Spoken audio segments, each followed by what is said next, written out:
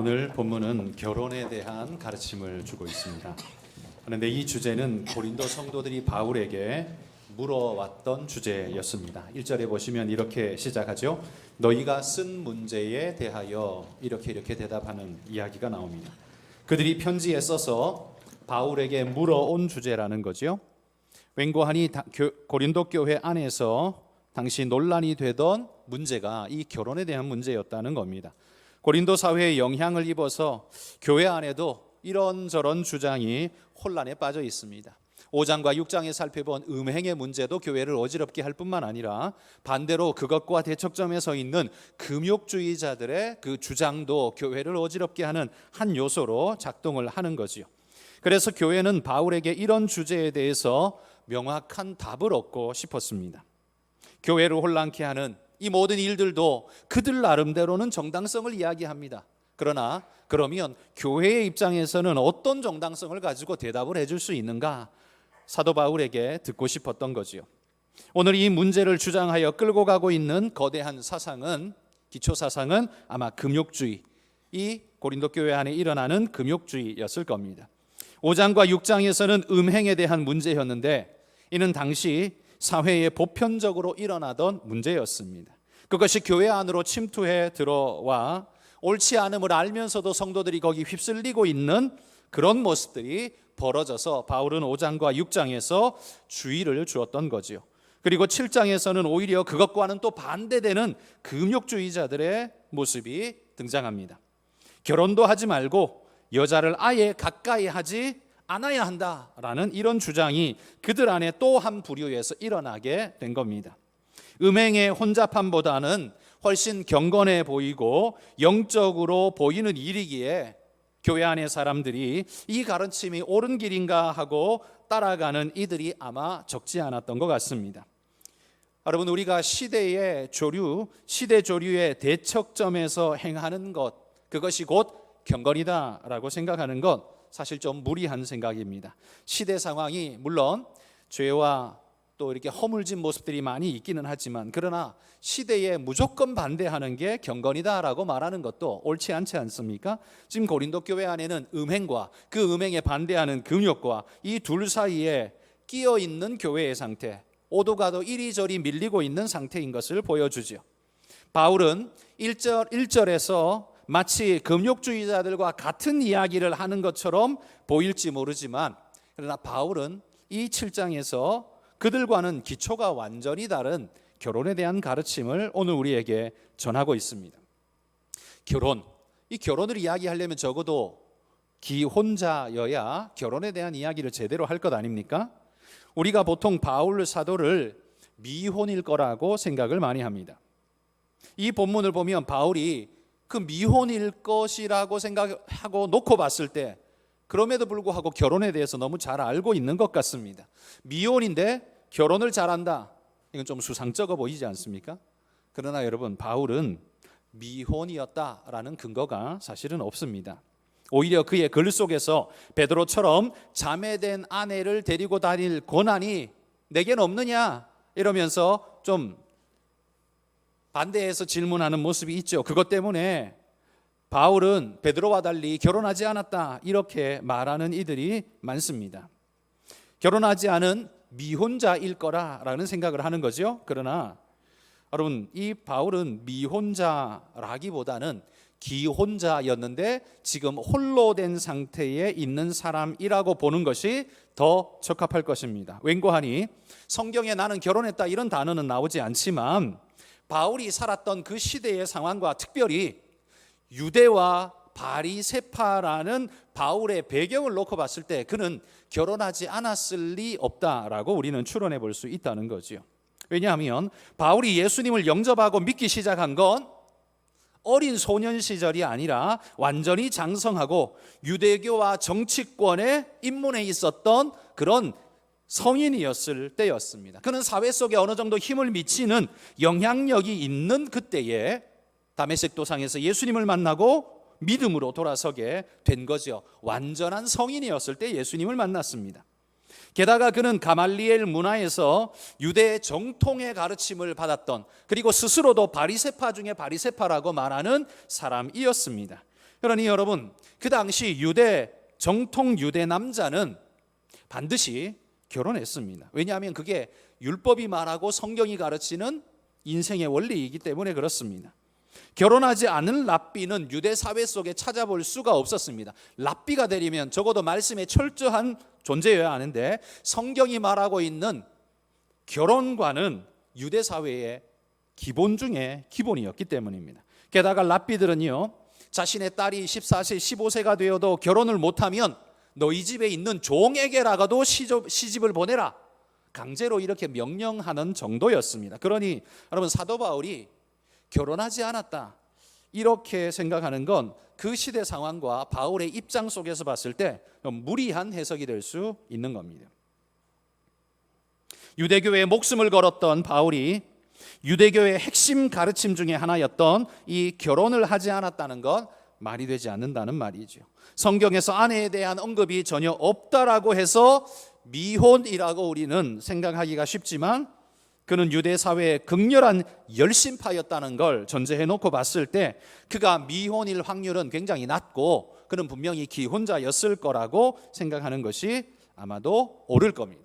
자, 그러면 기혼자였던 이 바울이 고린도 교회에 일어난 결혼의 문제에 대해서 어떻게 이야기를 해주고 있는가? 그건 기혼자로서가 아니라 사도로서 그의 성경적인 관점을 이야기를 해줍니다. 1절 끝에 보시면 이렇게 말하죠. 남자가 여자를 가까이 아니함이 좋으나, 이렇게 말합니다. 이 주장은 바울이 하는 바울의 시작부터 바울의 주장이다 이렇게 말하기는 좀 어려울 겁니다. 남자가 여자를 가까이 하지 마라 이런 의미로 말한 건가? 아니라는 거죠. 이 의미는 금욕주의자들이 교회 안에서 이런 주장을 펴고 있는데, 그래, 이것이 일면에서 유익이 있다는 것을 전제하고서 이야기를 들어가는 겁니다. 그러면서 자연스럽게 부부 사이의 관계도 그들은 멀리해야 할 죄인 것처럼 생각하는 이들이 그들 안에 많았다는 거지요. 그래서 여기 남자가 여자를 가까이 아니함이 좋다라고 할 때 가까이 하다라는 단어가 원래적 의미가 뭐냐 하면 살과 살이 맞닿아 접촉하다, 이것이 좀 더 확장되어져서 성적인 관계를 맺다, 여기까지 나가는 겁니다. 그러니까 여기 가까이 하다는 건 성적인 언어라는 겁니다.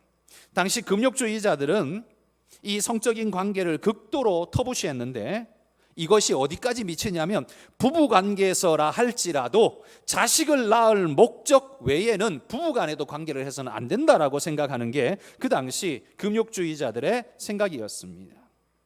종교개혁자 칼빈은 바로 이 부분을 놓고서 이렇게 이야기를 합니다. 그 교회가 설립되자마자 사단의 계교로 교회 안에 어리석은 독신 예찬을 통해서 상당수의 교인들이 결혼이라는 거룩한 결합을 멸시하는 일종의 미신이 기어 들어온 것은 아주 잘 알려져 있다.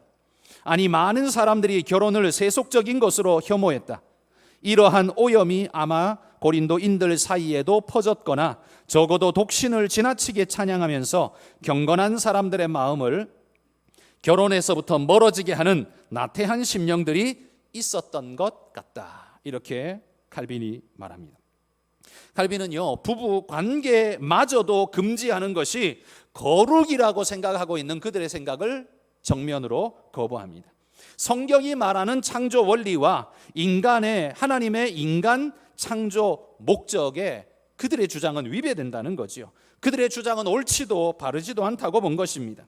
하나님이 아름답게 창조하신 것을 악하게 보려는 의도는 사탄에게서 나온 죄악의 시선이라는 거죠.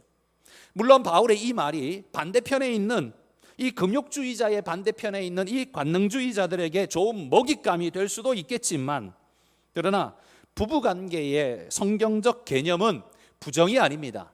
긍정입니다.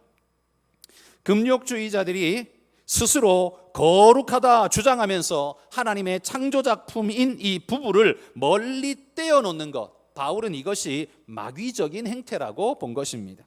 여러분, 음행 자체도 성경은 거부합니다. 그러나 반대로 부부관계마저도 악으로 규정하려는 그 반대편의 주장도 철저하게 악이라고 규정하는 겁니다.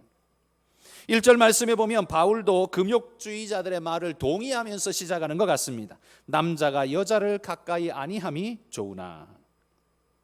그러나 바울의 본래적 의미는 사실 그들의 말과는 거리가 있습니다. 개념적 베이스가 완전히 다르다는 거죠. 5장과 6장에서 바울은 음행에 대해서 명확하게 선을 그었습니다. 결혼관계 밖에서 벌어지는 성적인 관계에 대해서는 단호하게 노라고 말했습니다. 그런 면에서 1절에 그들의 주장과 바울은 같이 하는 것 아닌가라고 생각할 수 있지만 아닙니다. 2절부터 5절에 나오는 말씀을 보십시오. 거기 내용을 한마디로 요약하면 이겁니다. 결혼하라, 서로를 위해 관계를 하라, 분방하지 말라, 결혼을 아름답게 지켜가라, 바로 이런 말씀을 하고 있는 거죠. 바울은 오히려 적극적으로 부부는 함께 해야 한다라는 사실을 강조합니다. 그러므로 금욕주의자들의 주장과 같은 개념으로 1절을 말하고 있는 게 아니라는 사실을 명백히 아셔야 합니다. 그런데 또한 2절에 보시면 결혼의 목적이 마치 음행을 회피하기 위해서만 필요한 것처럼 언급되는 것 같습니다. 그러나 이 또한 오해입니다. 이미 창세기 2장에서 하나님은 결혼의 목적을 명확하게 밝히셨습니다. 돕는 배필로 세우셨다, 이렇게 말하죠. 그러니까 서로를 위해 꼭 필요한 존재가 되라고 하나님은 부부 서로 배필이 되게 하셨습니다. 그게 우리를 만드신 창조자의 결론이라는 거죠. 서로가 꼭 필요한 존재로 서로를 생각할 때 당신은 내게 꼭 필요한 존재입니다 라는 마음 속에서 사랑과 긍휼과 자비가 그 안에서 서로 흘러가도록 만든 것이라는 겁니다. 바울은 지금 이 고린도 교회가 처해 있는 상황, 음행과 반대편의 금욕 사이에 이 둘 사이에서 혼란을 겪고 있는 교회에게 가르침을 주기 위해 이 말씀을 전하고 있는 겁니다. 그러니 이런 컨텍스트 속에서 부부 관계는 음행의 죄를 피하게 해주는 좋은 조력이 된다는 사실을 바울은 좀 더 강조하고 있는 거죠. 그러나 이 말이 여러분 하나님의 창조 개념을 왜곡되게 하거나 이것이 유일한 결혼의 이유라거나 그런 말 하는 건 아닙니다. 중요한 조력의 한 가지 이유라는 사실이죠. 하나님은 인간의 존속을 위해서 모든 생명체 속에 특별히 인간 안에 성적인 본능을 주셨습니다. 그게 있기 때문에 지금도 역사는 계속해서 이어져 갈 수가 있는 겁니다. 그뿐만 아니라 부부의 하나됨과 사랑을 발견하는 중요한 통로로서 부부간의 관계를 하나님은 귀중하게 보신다는 거죠. 그래서 부부관계는 단순한 물리적인 행위 정도가 아니라 정서적인 양식이 되고 관계적인 생명이 된다라는 말이죠. 바울은 지금 고린도 교회가 성적으로 매우 문란하고 파괴적인 사회 속에 있는 그들의 현실을 감안하여서 대답을 하고 있습니다. 이런 현실 속에 있으니 부부의 안전 울타리가 없다면 너희는 어떻게 되겠는가 생각해 보십시오. 어떻게 되겠습니까? 시대 수류에 휩쓸려서 여기저기 나가서 음행을 저지르며 그것이 선인지 악인지 분간 못하고 휩쓸리는 존재로 살아가지 않겠습니까? 그들이 성경의 말씀을 듣기는 하지만 자기 안에서 일어나는 그러한 욕구로 인해서 충돌이 일어나고 문제가 발생하지 않겠습니까? 바울은 그런 면에 있어서 결혼을 멀리하지 말고 결혼은 하나님이 주신 아름다운 것이라는 사실을 강조하면서 그들을 붙잡고 있는 것이지요. 여러분, 그렇다면 바울이 이 결혼에 대해서 어떤 가르침을 주고 있는가? 오늘 본문을 보면서 저는 4가지로 바울이 결혼에 대해 이렇게 가르칩니다. 4가지로 말씀을 드립니다. 첫 번째, 결혼과 결혼 안에서의 부부관계는 하나님의 선물이며 축복이라고 가르치고 있습니다. 왜 이런 가르침이 필요하냐 하면 교회 안에서도 금욕주의자들의 영향이 침투해 들어와서 금욕이 마치 거룩인 것처럼 인정되는 우를 낳기 때문입니다. 여러분도 생각할 때 금욕적으로 사는 게 좀 경건에 더 가깝다라고 생각되지 않습니까? 금욕하는 게 뭐 나쁜 일인가? 이런 생각이 여러분도 아마 드시리라고 생각합니다. 그러나 여러분, 극단적인 이 금욕이 어디까지 뻗어나갈 수 있는지 생각해 보셨습니까? 단순히 도덕적 성결을 가진다는 측면에서만 금욕이 작동하는 게 아닙니다.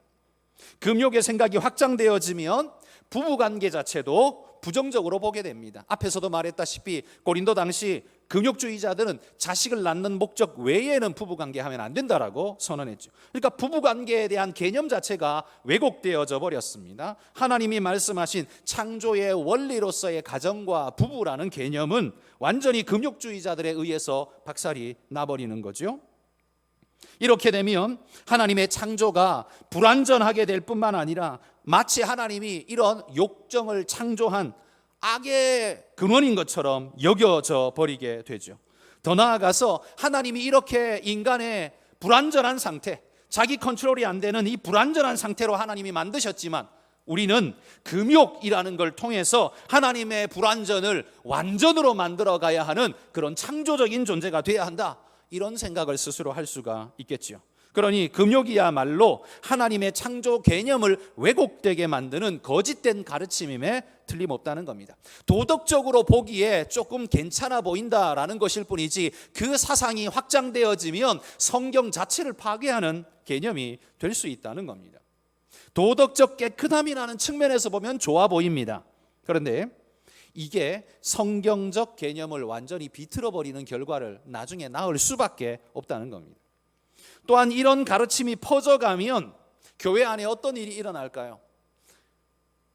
금욕이 경건이다라는 사상이 확산되어지면 성도들 가운데 서로 눈치를 보면서 경건해야지, 그래, 그러면서 독신의 은사도 없으면서 전부 다 독신하겠다라고 덤비면 어떤 일이 벌어질까요? 그냥 독신을 서둔할 때까지는 아무런 문제가 없습니다. 그런데 문제는 9절에 보시면 바울이 이렇게 말하죠. 정욕이 불같이 타는 그거보다 결혼하는 게 훨씬 낫다. 결국 우리 안에는 정욕이 불타는 걸 우리 인생에는 제거할 수 없다는 거예요. 인간은 거기에서 자유롭지 않다는 겁니다. 교회 안에 그러면 입으로는 금욕을 이야기하고 경건을 이야기하는데 자기 속에서는 정욕이 불타고 있습니다. 그러면 이 사람은 밖에 나가서 어떻게 살까요? 교회에서는 경건한 척 살지만 밖에 나가서는 상당히 문제 있는 일들을 몰래 일삼으며 살아갈 수밖에 없다는 겁니다. 여러분, 로마 카톨릭은 독신이 결혼보다 경건하고 거룩하다라고 높이 평가하여서 성직자의 독신 서약을 받습니다. 그래서 천주교에서는 성직자들이 전부 독신이지 않습니까? 그러니까 독신으로 보이는 독신인 것이 우리가 볼 때는 좀 더 거룩에 가깝다라는 느낌을 주기는 합니다. 그런데 이런 독신이 시작되어진 것이 여러분 성경이 기초적으로 말하고 있는 요구하는 것이냐? 아닙니다. 성경에 보면 감독과 집사의 자격을 이야기할 때 1번이 뭡니까? 한 아내의 남편 되고 반드시 결혼해야 합니다. 가정을 이끌어 봐야 하고 자식을 돌봐 가르쳐 봤어야 하고 그래서 그 가정을 이끌고 가는 경험이 있어야 교회 공동체를 이끌고 갈 수 있는 지도자가 될 수 있다라는 조건이 오히려 1번입니다. 그러니까 성경적 개념으로는요, 목회자가 독신이어야 한다라는 건 성경이 기본적으로 가르치는 1번 가르침이 아닙니다. 그러다가 어쩌다가 그러면 교회가 그걸 주장하게 됐을까요? 그건 590년 우리가 일명 말하는 교황, 그들은 일대 교황을 베드로다 이렇게 말하지만 그들이 현실적으로 교황 체제 시스템으로 교황 제도로 제대로 들어가게 된 게 590년 그레고리 교황 때부터인데, 이 교황이 워낙 수도원의 경건성을 가지고 있었던 그런 사람이었습니다.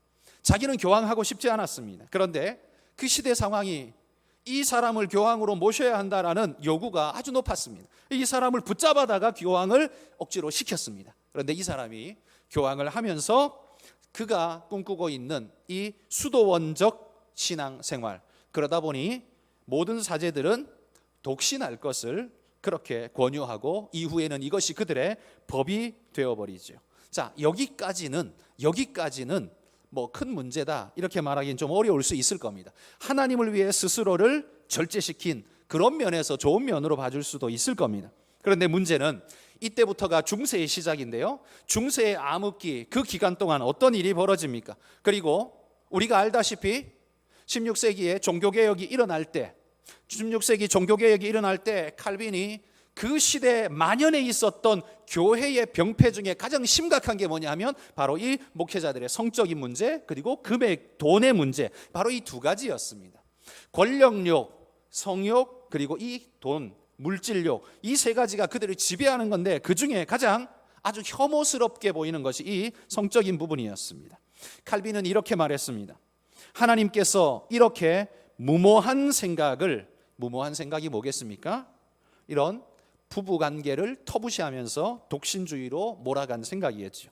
하나님께서 이러한 무모한 생각을 가진 자들을 은밀하게 불타는 정욕과 그 후에 무시무시하게 더러운 범죄로 징벌하셨다. 칼빈의 눈에 비친 이 교회에 그 숨어있는 수많은 더러운 이러한 죄악들이 이거야말로 하나님의 징벌이라고 보았다는 거지요. 그러면서 이런 제도의 결과, 그는 이렇게 이야기를 더 풀어갑니다. 교회는 선하고 신실한 목회자들을 얻지 못하게 되었을 뿐 아니라 아내를 두는 것을 사형죄로 보면서, 왜요? 교황이 금지했으니까 그거 하면 사형죄에 해당하면서, 그러면서도 첩들과 창녀들은 아무 탈 없이 둘 수 있게 함으로써 가공할 만한 악취를 품기게 되었다. 이렇게 이야기합니다. 칼빈이 봤을 때 그들은 전면에서는 결혼금지, 금욕이라는 아름다운 거룩의 이름을 내걸었지만 정작 뒤에서는 이런 일들이 수도 없이 벌어지는데 첩들과 창녀들을 오히려 끼고 사는, 이것은 아무런 문제가 안 되는, 왜? 결혼 안 했으니까, 이런 식으로 받아들여 버리는 가공할 만한 악취가 나는 존재들이 되게 해버렸다라고 일갈하는 겁니다. 여러분, 결혼과 결혼 안에서의 부부관계는 터부시하고 죄악시해야 할 요소가 절대로 아닙니다. 그건 하나님의 선물이며 축복입니다. 하나님의 우리를 향한 사랑과 그 주밀하신 계획 속에서 결혼이라는 이 관계성이 얼마나 중요한가를 아시기에 우리에게 축복으로 주신 겁니다. 그러기에 여러분들도 아마 우리 그리스도인, 우리 성도들 중에도 이 목회자들의 성적인 문제가 나올 때마다 마음속에 그런 생각하시는 분들이 아마 있으리라고 생각합니다. 교회도 천주교처럼 독신해야 돼. 근데 이런 일이 훨씬 더 심각하게 벌어지게 될 겁니다. 왜냐하면 그냥 고해성사 한번 하면 회개 받으니까, 용서 받으니까요. 자기들 안에서 그냥 고해성사하고 그 모든 건 끝나버리니까요. 밖으로는 아무 모양도 드러나지 않게 되니까요. 괜찮을 것처럼 보입니다. 그러나 이게 더 심각한 문제. 왜? 인간의 연약성을 무시할 수 없는 거죠. 그래서 바울은 정욕이 불같이 타는 것보다 결혼하는 게 훨씬 낫다. 왜? 결혼은 죄가 아니고 그건 하나님의 창조 원리이고 오히려 우리에게 주신 하나님의 축복이기에 결혼관을 삐뚤게 보는 것, 그건 잘못된 것이라는 거죠. 그게 바로 바울이 우리에게 가르쳐주는 메시지입니다. 사탄은 금욕이라는 그럴듯한 이름을 던져놓고, 경건이라는 이름을 던져놓고, 그 미끼에 물린 자들이 자신의 욕구를 이기지 못하고 음행에 빠지게 하고서는 그 죄책감과 죄악의 포승줄에 묶어서 지옥으로 끌고 가버리는 그런 일을 사탄은 여지없이 행한다는 겁니다. 그러기에 바울은, 우리의 연약성을 아는 바울은 우리에게 권면합니다. 정욕이 불같이 타오르는 것보다 결혼하는 게 훨씬 낫다. 너희는 결혼하라. 오히려 그렇게 권면하고 있다는 사실입니다. 그건 하나님이 주신 축복이지 그건 죄가 아니다라는 겁니다. 두 번째, 바울이 결혼에 대해서 주는 두 번째 가르침은요, 상대방을 향한 의무를 다하라, 이렇게 말합니다. 3절에 보시면 남편은 아내에 대한 의무를 다하고 아내는 남편에 대한 의무를 다하라, 이렇게 말합니다. 여기 의무는 뭘까요? 부양, 먹여 살려야 하는 의무도 있겠지만 바로 이런 남편이 혹은 아내가 정욕이 불타는 것 같은 상황에 빠져서 결혼 바깥으로 돌면서 밖에서 음행을 저지르는 일들이 벌어지지 않도록 도우라는 겁니다. 그 의무가 당신에게 있다라고 말하는 겁니다. 이 의무는 아내에게만 있는 게 아닙니다. 남편에게도 있습니다. 그리고 이 관계는 내 욕구를 채우는 데 포커스가 있는 게 아니라 그의 필요, 상대방의 필요를 채우는 데 목적이 있습니다. 그를 온전하고 건강하게 세우기 위해서 나의 섬김이 필요하다라고 성경이 말하는 거죠. 그래서 상대방이 몸을 주장한다, 이런 말을 하고 있습니다. 그런데 여러분, 요즘 시대의 개념으로 보자면 상대방이 내 몸을 주장하면 어떤 일이 벌어질 수 있습니까? 폭행 사건이 벌어질 수 있죠. 나는 원치 않는데 그 사람이 내게 행하면 폭행이 될 수 있습니다. 요즘은 그게 폭행이죠. 폭행이니까요. 그러면 성경은 이런 폭행을 방조하는 것인가? 용납하라는 말인가? 물론 그런 뜻은 절대로 아닙니다. 여기서 말하고 있는 뜻은 예수님께서 섬김의 모범을 보여주신 것처럼 부부관계에 있어서도 목적이 이기적인 나에게 기초를 두고서 네가 날 위해서 하라 라고 말하는 게 아니라 내가 당신을 돕는 배필로서 잘 섬기겠습니다, 서로가 그런 마음으로 서로를 대하라는 것이, 그게 바로 성경의 가르침이라는 거죠. 상대방을 향한 섬김의 배려로서 행하라고 말하는 거지 폭행을 묵인한다라는 개념에서 말하는 게 아닙니다. 창세기에도 하나님께서 아담에게 하와를 인도하면서 돕는 배필이라는 사명을 주셨습니다. 이 사명은 여자가 남자를 향해서만 가진 사명이 아니라 부부간에 서로 사명이 돕는 배필입니다. 부부 서로가 연약하고 유혹에 빠지기 쉬운 상대방의 약점을 보완해 줌으로써 배필이 온전하게 설 수 있도록, 어그러지지 않고 죄악에 빠지지 않도록 도와주는 역할을 배우자가 해야 한다는 겁니다. 그게 돕는 배필에 해야 될 역할 중에 하나라는 거죠. 그래서 부부관계를 터부시하고 멀리하고 그것이 경건인 것처럼 생각하는 건 오히려 죄를 부를 수 있는 요소가 될 수도 있다는 사실을 기억하면서 우리는 조심스럽게 세워주는 돕는 배필로서의 역할을 서로 간에 잘 해야 한다라는 말이죠. 이 바울이 말하는 세 번째 결혼에 대한 가르침은 부부관계를 그러면 잠시지만 중단할 수 있는 일은 오직 영적인 특별한 목적 외에는 부부 갈라서면 안 된다라고 말하는 거예요. 그만큼 부부관계는 중요하다라는 말을 하고 있는 겁니다. 그 무엇도 둘 사이를 갈라놓거나 끊어놓을 수 없다라는 강력한 표현이 바로 이 표현입니다. 그런데 유일하게 부부가 분방해도 된다라고 말하는 허락되어진 요소는 뭐냐? 기도, 영적인 부분이라는 거죠. 기도할 때에는 왜 이렇습니까? 기도할 때는요, 다른 잡다한 생각에 휩쓸리지 말고 하나님께 집중하면서 그분께 우리의 아뢰는 걸 올려드리는 영적인 제사이기 때문에 이 하나님께 드리는 영적 제사에는 다른 어떤 것 끊고 하나님께만 집중하는 겁니다. 그래서 그런 기도를 할 때에는 부부간에 잠시간 분방하고 기도해도 좋다라는 겁니다. 구약 시대에도요, 하나님을 만나는 특별한 때에는 바로 일시적으로지만 이 부부 생활을 중지시켰던 케이스가 성경에 보면 많이 나옵니다. 특별히 출애굽기 19장 15절에 보면 이렇게 말합니다. 모세가 백성에게 이르되 준비하여 셋째 날을 기다리고 여인을 가까이 하지 말라 하니라. 여기 출애굽기 19장이라고 했는데 19장은 시내산에서의 사건입니다. 시내산에서 하나님을 만날 때 그걸 준비하면서 모세가 백성에게 준비시킬 때 요소가 뭐냐? 여인을 가까이 하지 말라라고 말했다는 거죠. 하나님께서 이스라엘 백성을 만나려 하실 때 여인을 가까이, 잠시지만 주님을 하나님을 만나는 그 시간만큼은 정결하게 멈춰 있으라라는 겁니다. 그래서 바울도 기도할 틈을 얻기 위하여는 합의상 얼마 동안 분방해도 좋다 이렇게 말하는 겁니다. 그러나 길게 가지고 가지는 말고 곧 다시 합하라 이렇게 말하죠. 하나님을 만나는 시간 외에는 부부가 나님이 있어서는 안 된다는 겁니다. 이때 기도는 여러분 교회 나와서 그냥 잠깐 한 10분 20분 기도하고 가는 그 시간을 말하는 게 아닙니다. 저녁에 잠자기 전에 그냥 한 5분 정도 기도하고 자는 것, 여러분 그 5분 시간을 말하는 게 아닙니다.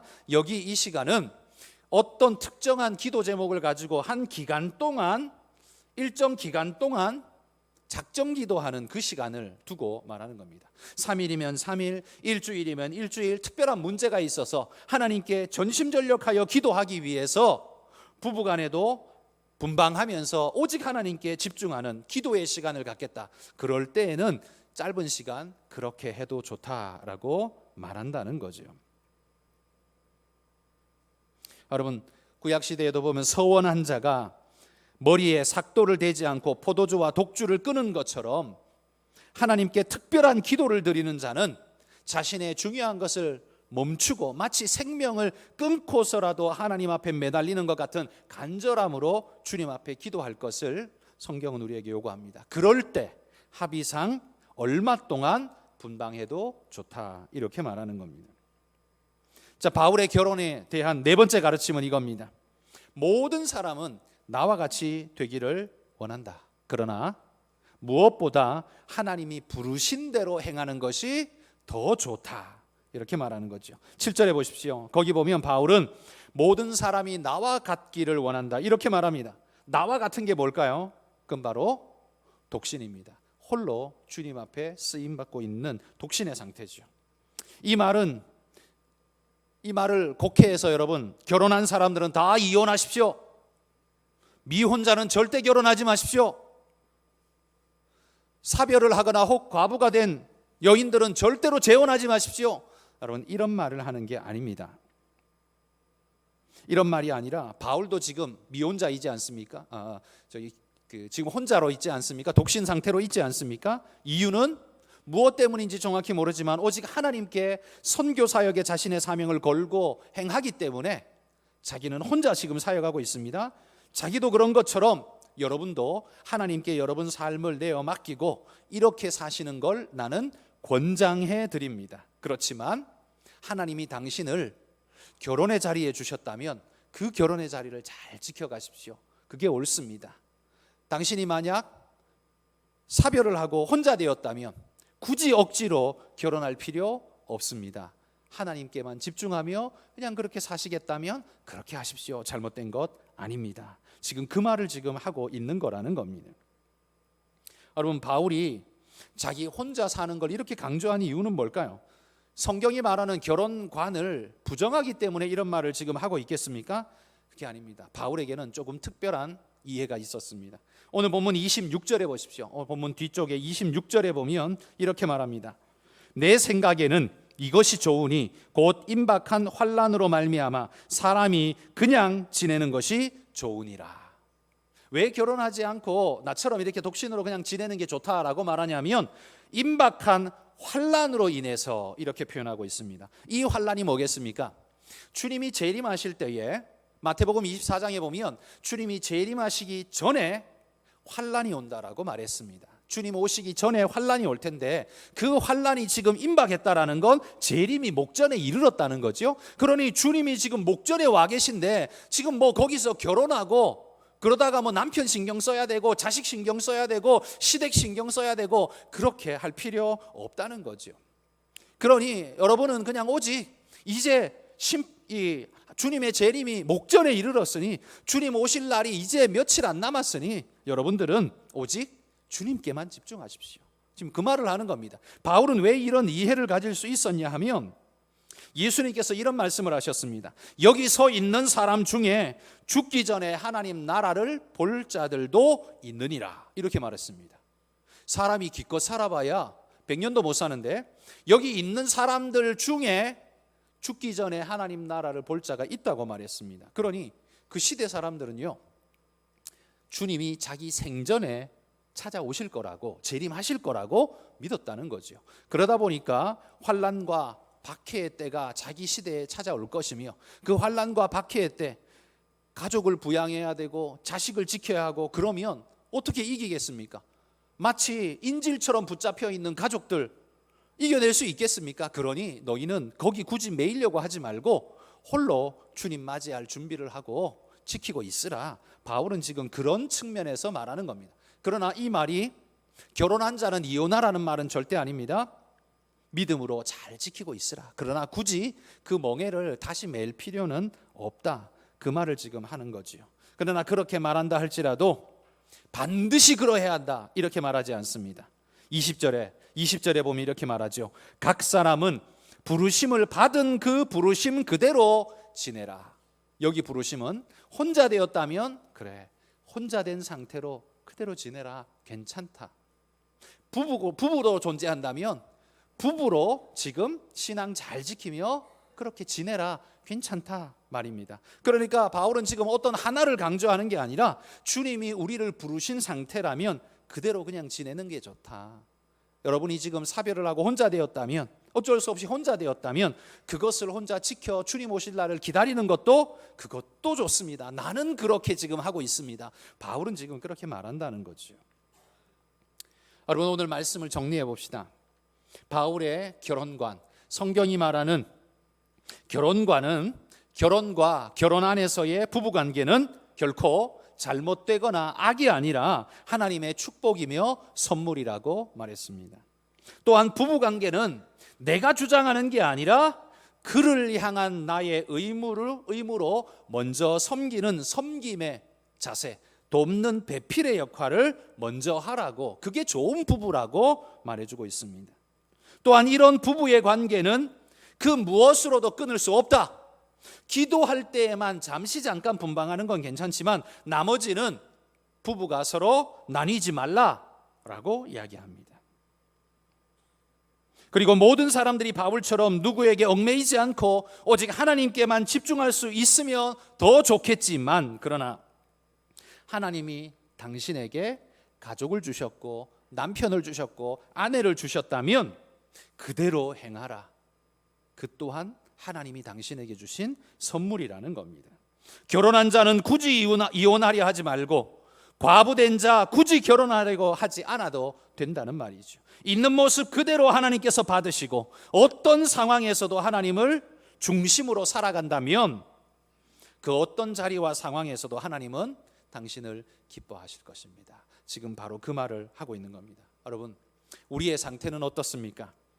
우리의 상태가 어떠하든지 바울의 관념에서 보자면 결혼한 자는 기혼자의 자리에서, 과부된 자는 과부의 자리에서, 미혼자는 미혼자의 자리에서 오직 한 가지를 생각합니다. 하나님의 영광을 위해 내게 주어진 삶을 아름답게 살겠습니다. 여러분, 이게 그리스도인의 자세라는 겁니다. 결혼을 하고 안 하고보다 더 중요한 건 내게 주신 하나님의 부르신 그 삶의 자리에서 하나님의 영광을 위해 살겠습니다. 여러분, 우리 모두가 바로 이런 자세로 하나님께 영광 돌리며 아름답게 살아가시는 우리 모든 성도들이 되시기를 주의 이름으로 축복합니다.